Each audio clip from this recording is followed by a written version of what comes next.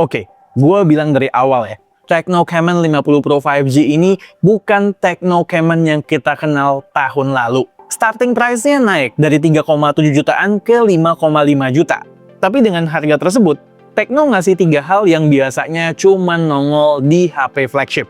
Lensa tele 3 kali optical zoom dengan OIS, sertifikasi IP69K, plus sertifikasi standar militer juga. Dan tentunya punya kamera utama dengan sensor Sony LYT700C yang bikin HP ini menyabet skor di ExoMart tertinggi untuk kelas harga HP di bawah 10 juta. Tapi pertanyaannya, dengan harga yang ditawarkan, apakah smartphone ini worth it atau tidak? Atau Tecno lagi sekedar mencari selamat dari krisis RAM di tahun 2026 ini? Yo guys, K2G udah nyobain Tecno Camon 50 Pro 5G ini selama beberapa waktu belakangan. Oleh karena itu, udah tiba saatnya buat gue untuk share kepada kalian mengenai experience pemakaian jangka panjang dari Tecno Camon 50 Pro 5G, alias namanya kalau di pasar global, Tecno Camon 50 Ultra 5G.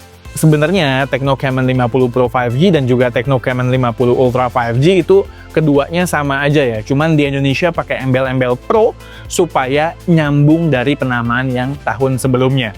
That's it. Bagaimana rasanya menggunakan device ini sehari-hari? Apa yang impresif? Apa yang menjadi kompromi? Yuk, kita bahas. Seperti biasa, kalau kalian nyari spesifikasi detail banget, itu tempatnya ada di kolom deskripsi.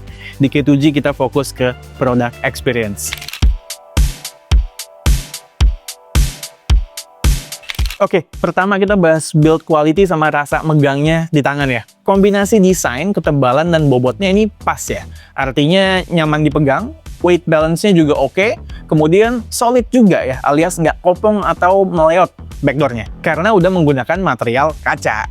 Tapi di sisi lain, bobotnya juga nggak berat-berat amat, meski punya kapasitas baterai yang gede. Kemudian depan belakang ini curve nyambung ya sama frame, jadi ngegripnya itu enak loh di tangan. By the way, ini sekilas kalau kita lihat dari belakang, bahasa desainnya mirip-mirip kayak Samsung ya, terutama dengan modul kamera yang ada 3 jejer ke bawah begitu. Lanjut, sayangnya ini frame-nya masih menggunakan material plastik, sehingga mengurangi rasa premiumnya. Coba aja loose frame-nya, pasti masih berasa plastiknya. Cuman good news-nya, dia udah bawa sertifikasi IP paket lengkap, sekaligus punya sertifikasi standar militer juga. Jadi secara durabilitas harusnya nggak perlu diragukan lagi. Satu nilai plus lagi, paket penjualannya itu lengkap, top. Casing bawaan di dalam boxnya itu bagus, pakai banget. Dapat hard case yang matching sama warna device dengan accent yang seperti leather gitu. Dan di box juga tentunya ada charger, kabel, dan tempered glass. Tempered glass-nya harus pasang sendiri ya. Kita bahas performa. Chipsetnya MediaTek Dimensity 7400 Ultimate. Kalau kita lihat by numbers ya, sebenarnya 7400 Ultimate naiknya cuma 0,1 GHz aja dari Dimensity 7300 yang ada di Camon generasi sebelumnya. Jadi ekspektasinya memang ini bukan sebuah lompatan yang besar dari sisi performa. Ini benchmarks-nya yang udah gue jalanin, hasilnya sih emang B banget. Di keseharian, kayak buat multitasking, scrolling, social media, chat, teleponan, streaming video ini buat musik juga. Semuanya ya aman-aman aja, nggak ada yang jelek. Cuman memang frame drop dan lag ada lah sesekali. Yang mulai kerasa batasnya itu ada di gaming ya. Sekedar Mobile Legends aja nggak kuat narik 120 fps rata kanan secara stabil. Keriting banget grafiknya. Jadi dari sisi performa ya nilainya B atau B-. Soal performa masih banget harus ditingkatin supaya semakin menjadi all-rounder.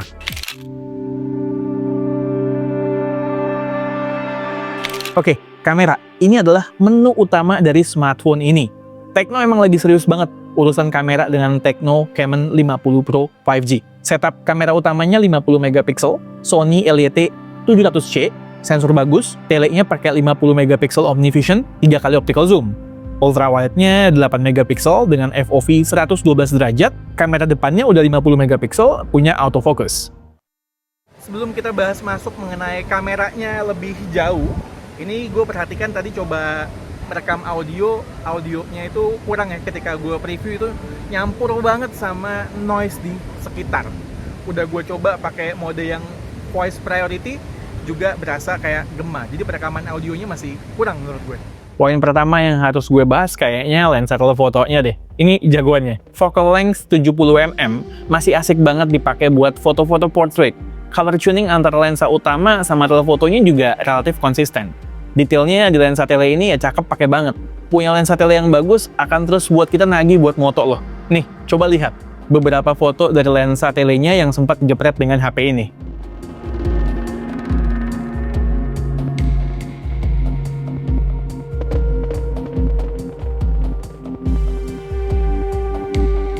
Kemudian ketika kita paksa buat pakai zoom jarak jauh, kayak 20 kali zoom ke atas, hasil basicnya ya burik jelek kayak gue akuin.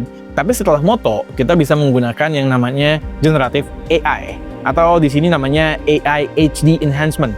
Tujuannya untuk mengenhance detail. Dan hasilnya lumayan banget, terutama kalau yang difoto bukan manusia. Sekilas berasa kayak magic juga ya.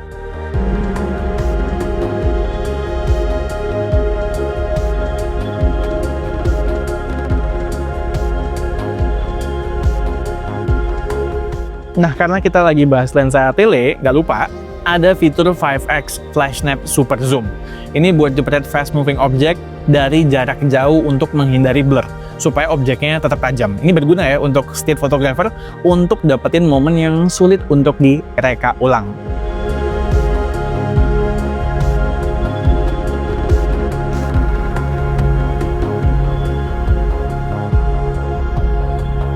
Kamera tele top, kamera utamanya juga nggak kalah top. Output fotonya sama sekali tidak berasa kayak dijepret dengan HP mid-range. Ini berasa kayak premium mid-range, flagship killer, atau bahkan flagship entry level dari berbagai parameter. Yang gue paling suka itu warnanya, nggak pernah fail buat manjain mata, especially kalau latarnya mendukung seperti ini.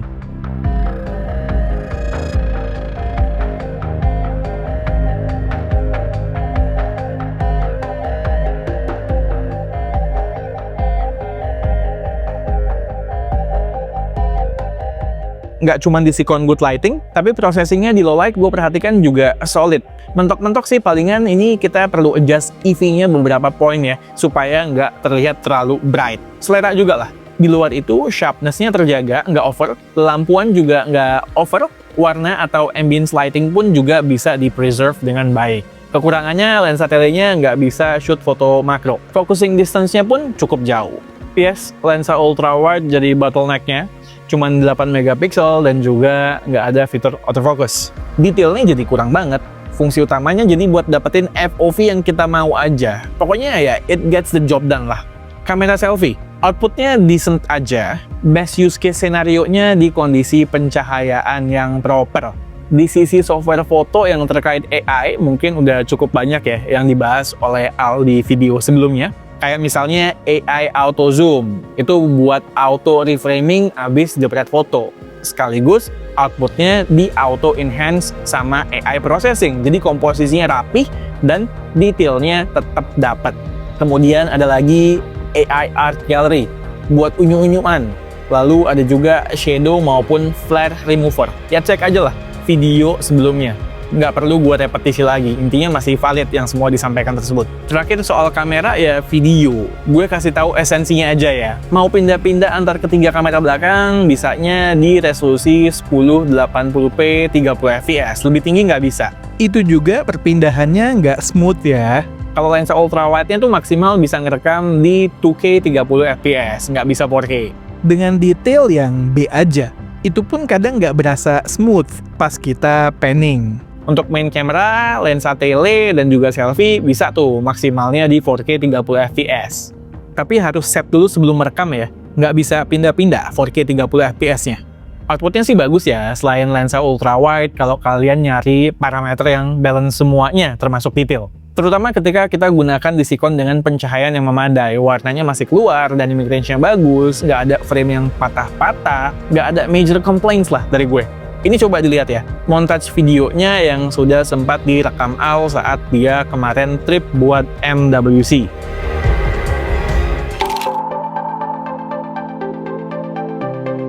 Yo, Punya iPhone kekinian kayak gue emang rada ngeribetin ya buat orang-orang yang ingin pakai 2 SIM card atau 2 operator sekaligus. Contohnya kayak gue ya, buat nomor utama itu gue pakai SIM card fisik untuk nomor personal gue. Terus kalau mau nambah 1 nomor lagi buat kebutuhan bisnis misalnya, gue mau nggak mau harus pakai yang namanya eSIM. Alasannya, karena slot SIM card fisiknya cuman ada 1 saja. Coba kalau dual SIM, tinggal beli SIM card fisik langsung pasang. Kalau begini ceritanya, males banget harus pergi ke gerai operator buat registrasi dan juga beli eSIM.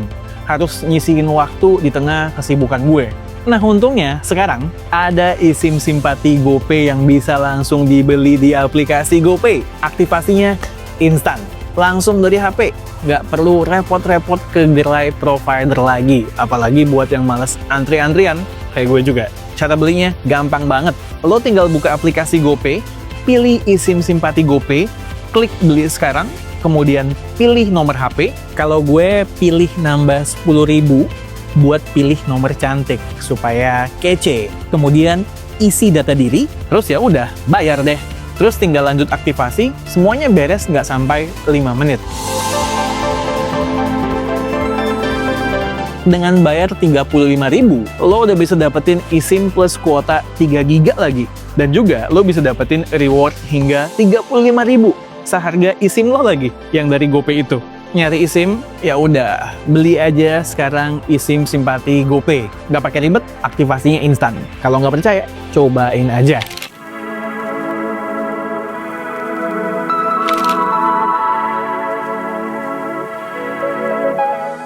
Baterainya 6500 mAh, out of the box dapat charger 45 watt. Di senario pemakaian keseharian gua yang cukup berat, screen on time-nya bisa menyentuh 8 jaman ketika dites dengan rutin battery test ala K2G. Mantep banget, ini solid. Tapi di sisi charging itu komprominya berasa. Dengan baterai 6500 mAh, dia ngisi baterai dari kosong sampai full butuh waktu sekitar 80 sampai 85 menit. Kompetitor udah banyak yang lebih kenceng kali, jauh.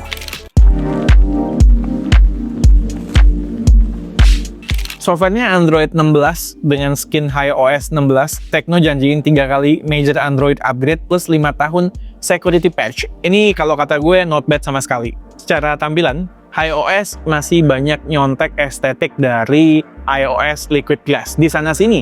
Sampai dengan opsi kustomisasi look screen-nya juga mirip. Ada yang pakai efek depth, kemudian ada juga yang ala-ala 3D wallpaper. Lalu kalau kita lihat fitur AI itu juga seabrek-abrek. Ella AI sebagai asisten utama tentunya, dan bisa dikonfigur juga kalau mau ganti pakai engine yang lain. Kemudian ada AI Toolkit ya, kalau kita geser ke page H-1 itu palu gada.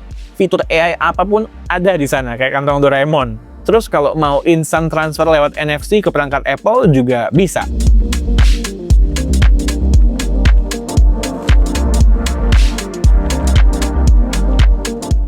Sampai ada free link buat komunikasi Bluetooth tanpa jaringan seluler.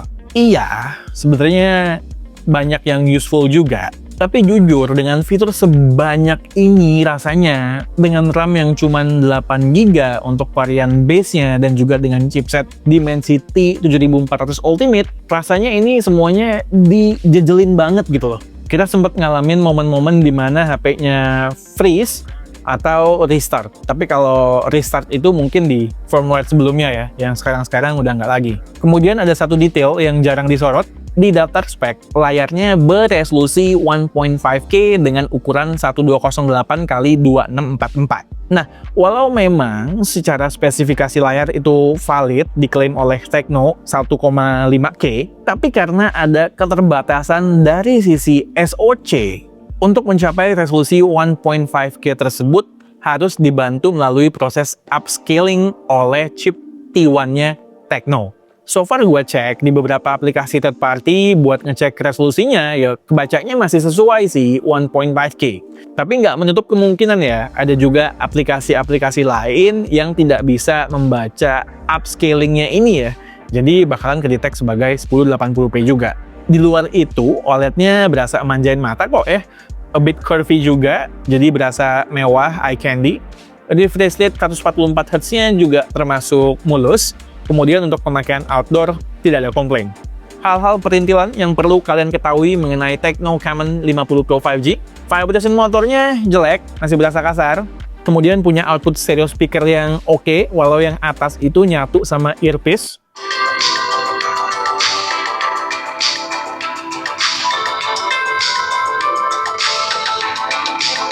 Masih ada one tap button di sebelah kiri ya, walau posisinya turun sekarang. Di situ ada fitur tambahan berupa flash memo dan mind hub, fungsinya buat ngebaca dan analisa konten di layar, dan ntar itu dikumpul di satu repository. Ya mirip-mirip lah, seperti Mindspace-nya Oppo misalnya. Terakhir, udah punya in-display fingerprint juga, yang kinerjanya responsif. Oke, Tecno Camon 50 Pro 5G. Di Indonesia hadir dengan 3 varian, harganya berada di kisaran 5,5 juta sampai dengan 7 juta rupiah. Keunggulan utamanya, punya predikat kamera kelas papan atas dari DxOMark untuk segmen HP harga di bawah 10 juta rupiah. Punya lensa telefoto yang kece banget, yang sulit banget kita temukan di segmen harga ini, apalagi untuk standar tahun 2026. Pada 9 jutaan tuh harganya. Kemudian ketahanan baterainya juga kece dan juga punya durabilitas yang solid. Kalau kekurangannya, materialnya masih ada yang berasa murah. Frame-nya ini ya, plastiki banget.